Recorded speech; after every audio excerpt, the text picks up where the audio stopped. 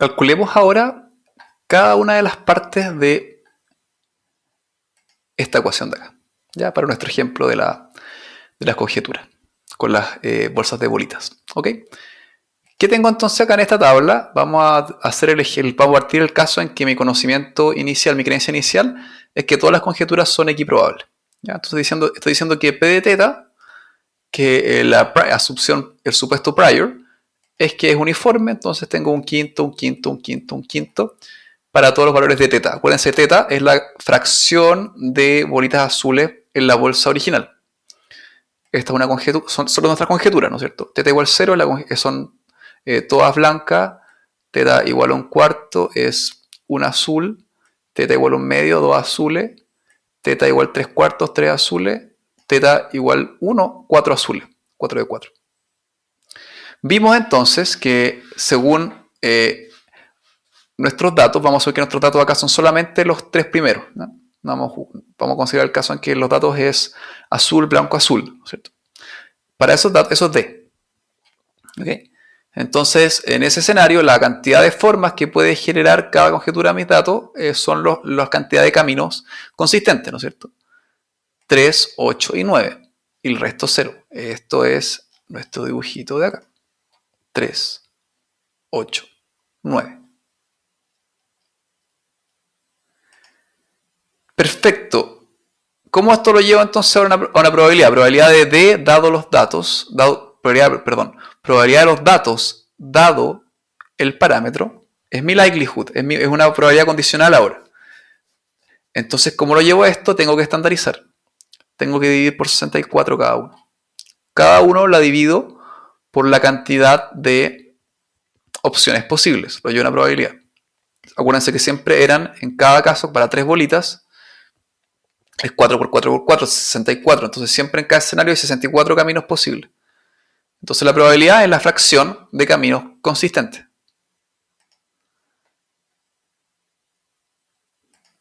Y esto es en este escenario bayesiano lo estoy tratando con una probabilidad condicional. O sea, es muy parecido a la likelihood, a la verosimilitud, pero en este caso es una probabilidad condicional, porque teta es una variable aleatoria que toma valores. Y yo le puedo asignar probabilidad a los distintos valores. Entonces, esta es mi función. Y noten que esta función no suma 1. ¿Ah? Si uno suma todas estas probabilidades, no suma 1 porque en verdad es una probabilidad de D. Para que sumara 1 habría que sumar sobre todos los posibles datos posibles, no sobre todos los tetas posibles. Son espacios D, no teta. ¿Ya? Ok, entonces lo que yo quiero construir es mi probabilidad actualizada, que se llama el posterior. ¿Cuál es la probabilidad de teta dado los datos, después de ver los datos? Que son mis creencias nuevas. Pero ahora las quiero tener en un formato probabilístico. O sea, acuérdense que yo actualizaba mis creencias multiplicando mi creencia inicial con la que obtenía.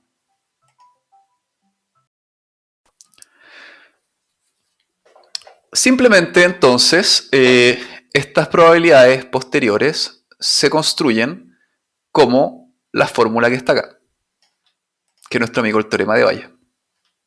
Entonces, tomo mi likelihood, la multiplico por la prior, que es el conocimiento a priori, y lo divido por P de D y normalizo. ¿Ya? P de D lo único que hace, me asegura que esto sume 1. ¿Y cómo se calcula P de D? En base a estas mismas cosas de acá.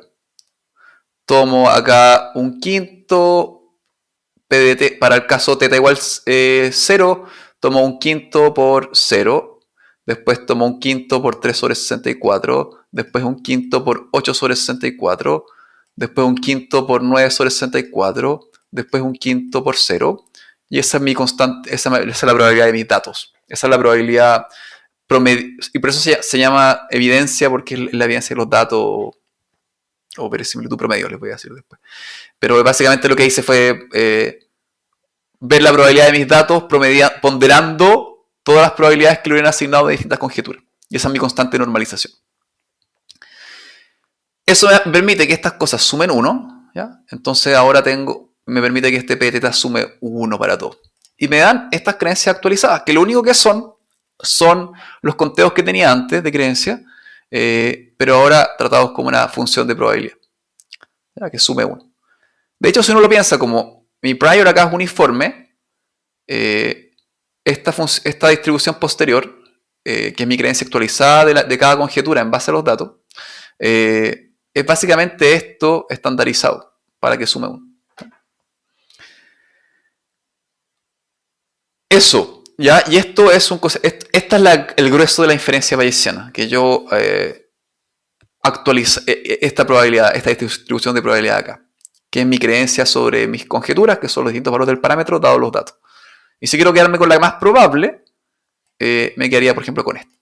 Diría que la conjetura 3/4, que la cantidad de bolitas azules sea 3/4, es la conjetura más probable dado los datos. ¿Ya? ¿Se dan cuenta cómo actualicé mis creencias? Partí creyendo que eran todas las conjeturas aquí probables.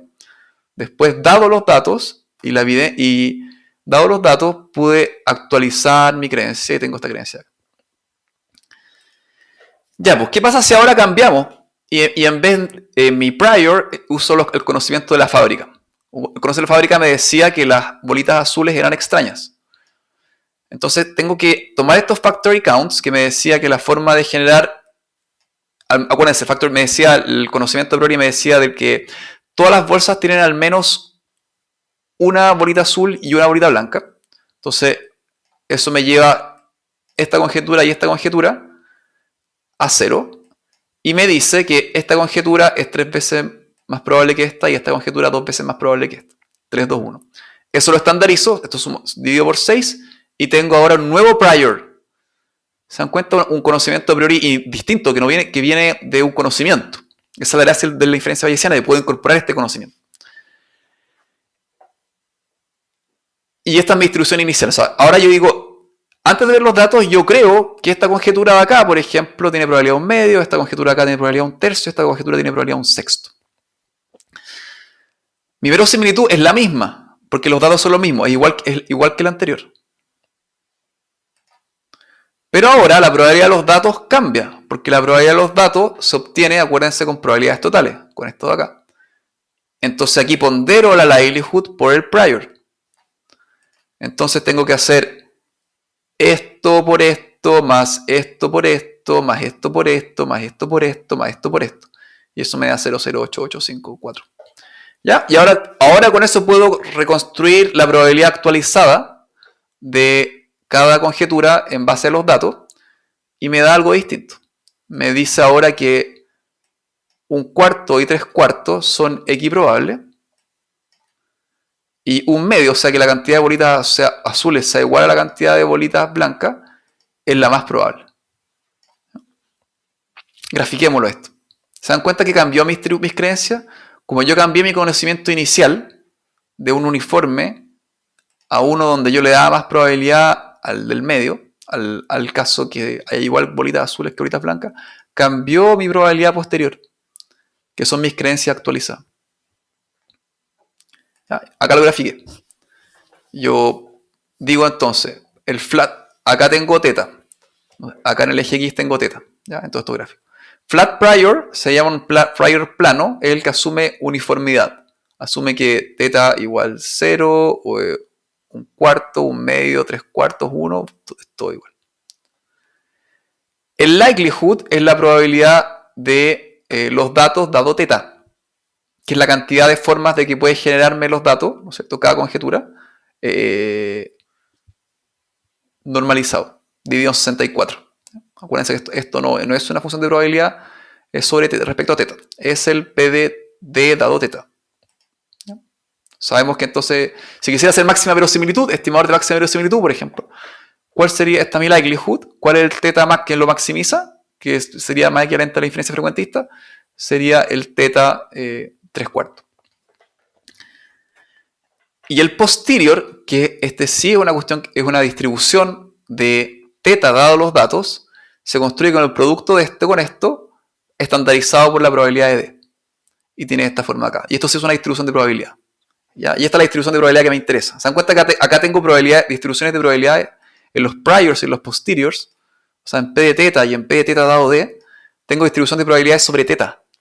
¿Ya? Uno es teta solo y otro es teta condicionado por los datos. Que es muy distinto a una likelihood, porque la likelihood corre sobre los datos. Entonces en el mundo frecuentista yo puedo hacer esto. Pero en el mundo frecuentista yo no puedo tener probabilidad de teta o probabilidad de teta dado D. Entonces esto es nuevo. Esto es un concepto nuevo. Esta es una distribución que nos permite hacer inferencia distinta a la sampling distribution, que no es imaginaria, sino es real. Y me dice información, me dice cuál es la probabilidad de que teta valga un cuarto dado los datos, es esto. Que valga un medio dado los datos, es esto. Que valga 3/4 dado los datos, es esto. Como el prior es uniforme, es muy parecido a la likelihood, ¿eh? Porque básicamente lo multipliqué por una constante, pero lo estandaricé para que sume 1. Pero si yo cambio el prior, y esto es lo interesante, si yo tengo un prior que no es uniforme, sino que le dice que las bolitas azules son extrañas, entonces son poco probables, entonces tener un cuarto de bolitas azules es la creencia inicial más alta. Si yo parto con este prior, obtengo otro posterior, otro P de teta dado D, que es distinto a este. De hecho, acá el más probable es un medio. Y ese es el grueso de la inferencia bayesiana. Es partir de un prior, que es una distribución de mis creencias sobre mi parámetro, recolectar ciertos datos, calcular la likelihood de los datos dados los parámetros, y después usando teorema de Bayes, actualizar mi prior y crear un posterior con una distribución de mis creencias de teta. Entonces ahora yo tengo este prior, este posterior, tanto este como este me dicen qué es lo que creo yo en base tanto a mis datos como a mi creencia inicial. Y son distintos porque mis creencias iniciales acá eran distintas. Es distinto partir creyendo esto que partir creyendo esto. ¿No? Ahora podemos introducir formalmente todos los componentes de la inferencia bayesiana. ¿Ya? Primero, funciones de densidad o masa. Como el framework bayesiano aplica tanto como a variables aleatorias discretas como continuas, vamos a usar siempre una función f en vez de p en nuestra notación para hablar de una función de probabilidad. Puede ser de masa o de densidad.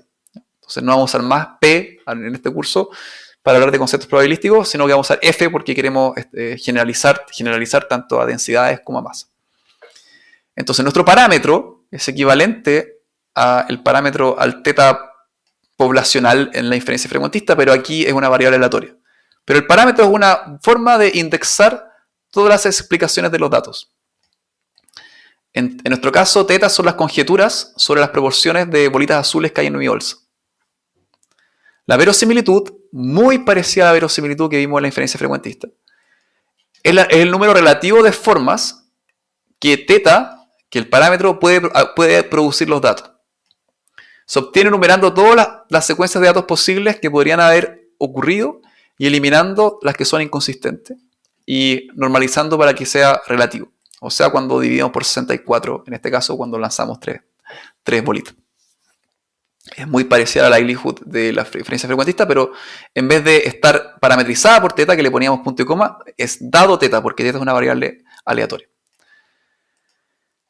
Prior son las creencias iniciales para cualquier valor de teta. Acá teta podía tomar 0, un cuarto, 3/4 y 1. La idea es entonces un prior tiene que partir haciendo una probabilidad a cada posible valor.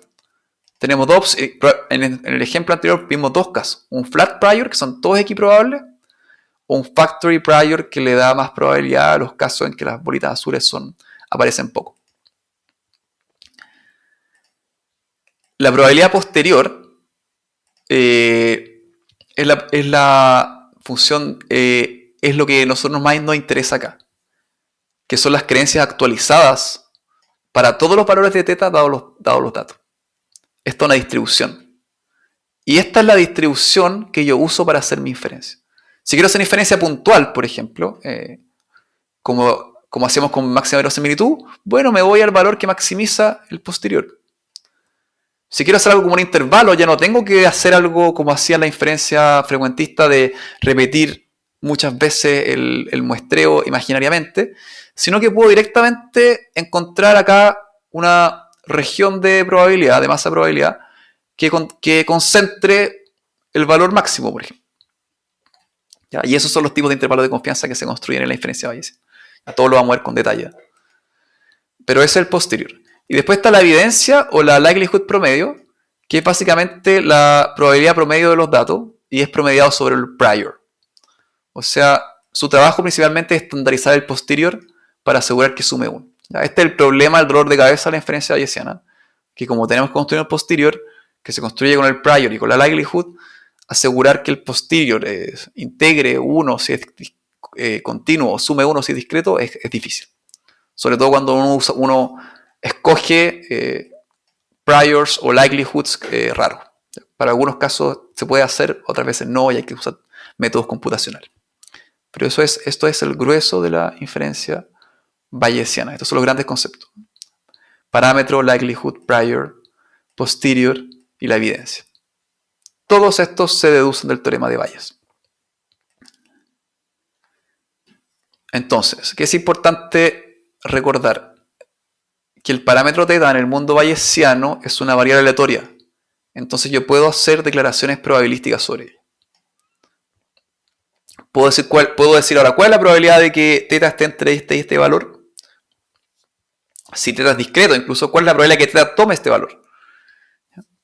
Algo que jamás podría haber hecho en el mundo frecuentista, donde la única forma de acceder a θ es a través del estimador θ-born. Entonces, en el mundo frecuentista, acuérdense, los parámetros son cantidades fijas desconocidas. El tratar θ como una variable aleatoria es una propiedad muy importante de la inferencia bayesiana. Como estamos dejando que las probabilidades sean subjetivas, a pesar de que θ no sea una variable observable ni medible, la podemos tratar como una variable aleatoria y así poder tener una densidad o masa de su prior o una densidad o masa condicional de θ dado los datos. La función verosimilitud acá, f de d dado θ, es muy similar a la función verosimilitud que vimos en el mundo frecuentista. F de d parametrizado por θ. Pero ahora, como θ es una variable aleatoria, la condicionamos en vez de tratarlo como una función. Estamos condicionando por otra variable aleatoria. Pero matemáticamente da lo mismo, es equivalente. ¿Ya?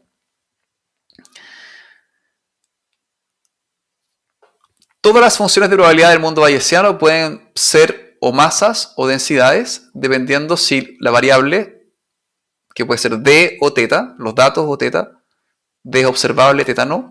El frecuentista puede tratar ambos como variable aleatoria, pero independientemente de que sean observables o no observables, ambos pueden ser o continuos o discretos y tengo que vivir con esta mezcla a veces de que tengo un prior que es continuo, pero una likelihood que es discreta. Y la matemática me permite a mí combinar estas cosas. Entonces, lo que hay que hacer es tomar esta ecuación que teníamos acá con el teorema de Bayes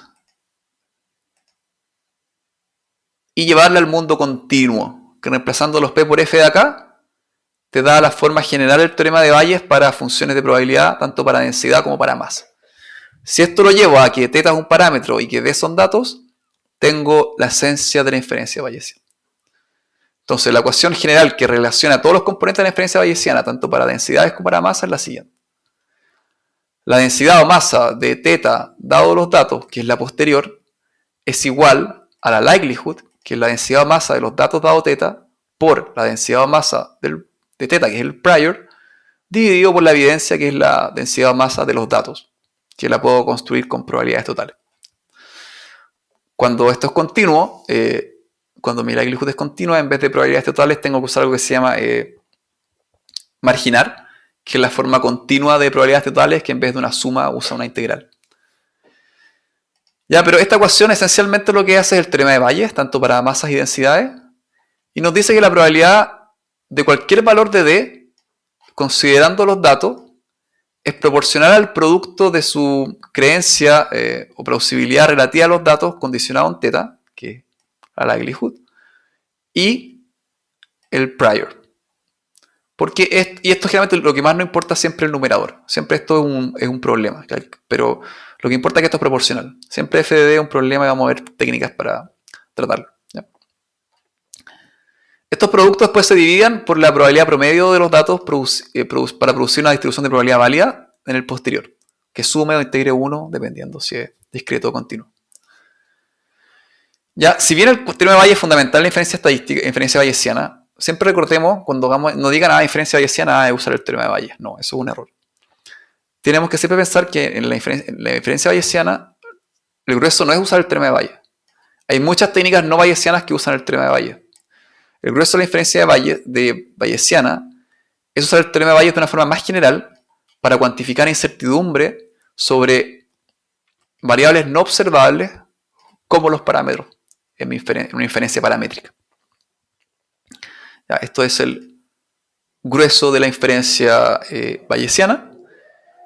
En el ejemplo de las bolitas, θ fuera discreto. Entonces el prior y el posterior eran funciones de masa probabilidad.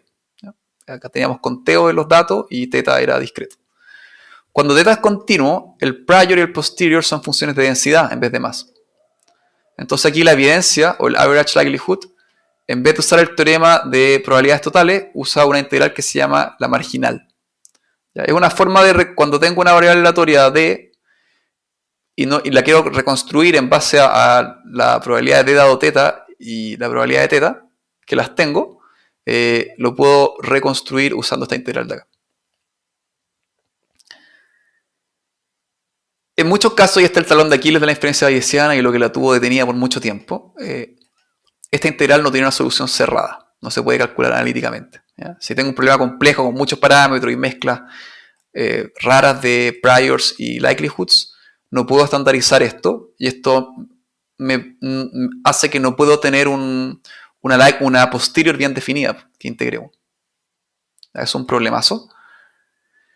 Entonces lo que ha revivido la inferencia bayesiana y por qué se usa tanto hoy en día es que hoy en día hay técnicas computacionales muy eficientes que permiten aproximar el posterior. Incluso cuando esta evidencia no se puede calcular, ¿ya? Hay algoritmos como MCMC, Markov Chain Monte Carlo, inferencia variacional, que permiten aproximar el posterior de forma muy eficiente. ¿Ya? Y esos son los métodos computacionales que vamos a usar en este curso. Pero más adelante. ¿Ya? Y eso es el grueso de la inferencia bayesiana. Entonces ya en los próximos videos vamos a revisitar toda esta idea de prior, posterior, likelihood, pero usando otro ejemplo, pero este ejemplo ya va a tener un parámetro continuo. Y eso va a obligar que tengamos que tratar que pensar en estas cosas de acá. Eso, con eso cerramos el video de inferencia bayesiana. Espero que estén masticando los conceptos bien. Nos vemos.